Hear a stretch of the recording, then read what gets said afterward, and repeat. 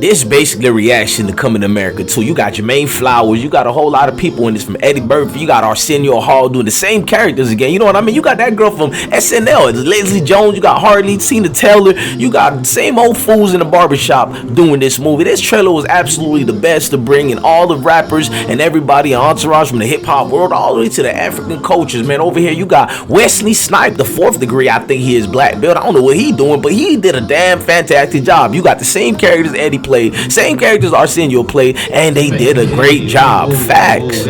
Besides a great job, let's not ignore the fact that this man's a deadbeat dad. He didn't take care of his kids. He ran away, but he came back to do his duties. And the kid himself, well, he had to come up of his life. Y'all go look at Amazon Prime and subscribe to this, and go look at your boy IsmokeHiphop live reacting to Coming to America 2. Man, Jesus, the deadbeat. Living like I got you. Holy Ghost, niggas do the most, and I can tell you, no reachers and no raptures, but you can catch them like Jeepers Creepers, and I come back just like it's the Reaper. Take your lights out, nigga, lost souls and lost.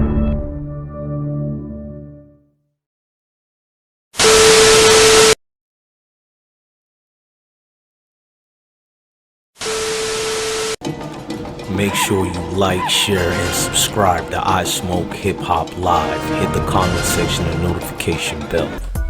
What's good, YouTube family? This your God Bless One. Thank you for watching another episode of IsmokeHiphop Live. Look, today we're breaking down Coming to America 2, the reaction. Now, I got the good, I got the bad, I got the ugly. Just stay tuned. This is gonna be entertaining. Look, I watched the movie and I wanted to get that same feeling that in 1988. Of course, the first time I've ever seen a Coming to America 1 1988 version was probably around 1991 when Ninja Turtle 2 or 1 was coming out, and we were supposed to watch it, and my family got together. It was like we're watching Coming to America. Now, that feeling of unity, family, togetherness, I don't think this generation will ever get the feel that where everybody watched movies together, the neighbors came to visit, the families, the uncles. You got like 40 people watching this movie, so it was a different feeling watching Coming to America 1. So I tried my best not to compare it with Coming to America 2. Now, case in point, we got to watch it on Amazon Prime. It's not the same feeling of watching in the theater or watching everybody at home together, but it is the same feeling of when people were on TV watching it. Now, let me carry on. Now, watching this movie, there were similar things of the old one and a lot of things that didn't need to be added. Like, you got a Tiana Taylor scene when she was dancing. She's supposed to be Wesley Snipes. I guess he's the immortal enemy. I'm just saying immortal for theatrics, but he's the enemy of Eddie Murphy's character, Prince Akeem. Whoa, soon to be King Akeem, will be King Akeem, allegedly. I don't know. I don't want to spoil you guys in this reaction, so I'm trying my best not to spoil the movie. Now, his enemy says,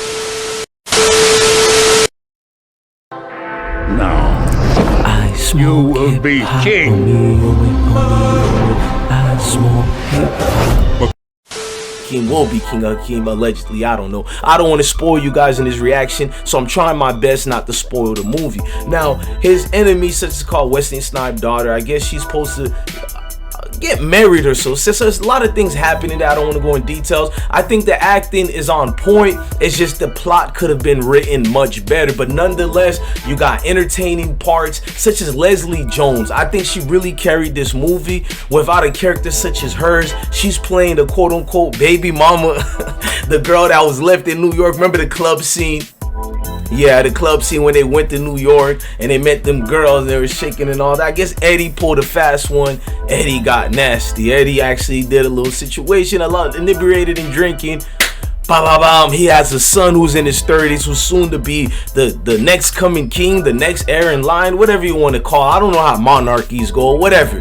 But he goes to New York to find his son, and when he finds his son, the acting gets a little bit better there. But again, the acting was not the problem with this movie. A lot of the writing of this movie, I think, is a little bit subpar. You know, it could have been written a lot better, but we are going through the Rona 19. It's a pandemic going on, so a lot of things are missing in these.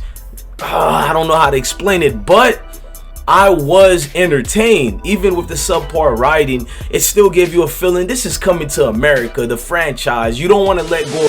Was entertained. Even with the subpar writing, it still gave you a feeling this is Coming to America, the franchise. You don't want to let go of the feeling, and the feeling clearly is not going to let go of you. Now, if you are not familiar with Coming to America 1, you can still fall in love with this beautiful love story. You can grasp the idea of it. You know, it's a cliche a bit, king trying to seek his princess or princess trying to seek her king. A little bit cliche, but in this point, deja vu, these females who are going to cling to these soon to be kings, they're not princes. They come from the everyday Joe Schmo life, and it brings people together. It shows you that you can do it too. You can be part of this unity. Holy matrimony. Now let's get back. Now, a lot of actors and a lot of people was added into this. You had Rick Ross, and like I said earlier, pass to a male heir. now Akeem, is the time. it appears you have a son who must be found. Prepare the royal jet. We are going back to America. Oh, hell no, your man. Holy matrimony. Now let's get back. Now, a lot of actors and a lot of people was added into this. You had Rick Ross, and like I said earlier, Tiana Taylor, I probably butchered her name, but you had key cameo appearances. Of course, you know the Tracy Morgans was gonna be in it. You had James Avery, you know, the part when Florida Evans, damn. It was good to see James back in a acting script that suited him. You know, the McDowell's owner. Again, with this McDowell situation, it seems like he keeps copyright infringing on McDonald's. And I remember being a kid, being like 8 years old, watching this, and it's kind of funny because my daughter is now 8 years old watching Coming to America too. Ain't it beautiful? Lion King, the Circle of Life gets mimicking this. You gotta hit that high note.